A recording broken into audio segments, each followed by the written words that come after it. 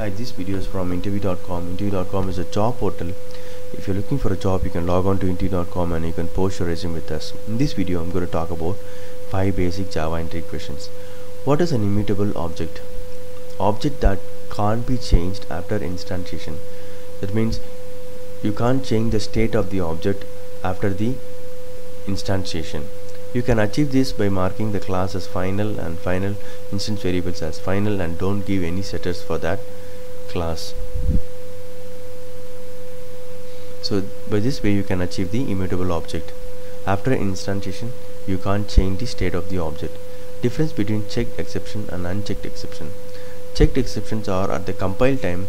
The compiler will check whether you have verified whether you have handled the exceptions properly or not. So a method you called and method is throwing exception. Have you handled it properly or not? Do you have a try catch block for that or not? So compiler will interrupt and check. Unchecked exceptions means compiler will not bother at all. So null pointer exception you can throw even if you don't handle it in the called exception, called class, called method, not at all a problem. So the compiler will not grip about it. Give an example of checked and unchecked exception.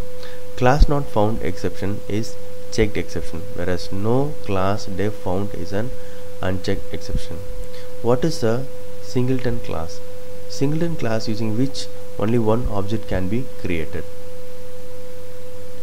So in your application you want a singleton class, so you can achieve using a private constructor and you can have a static method get instance.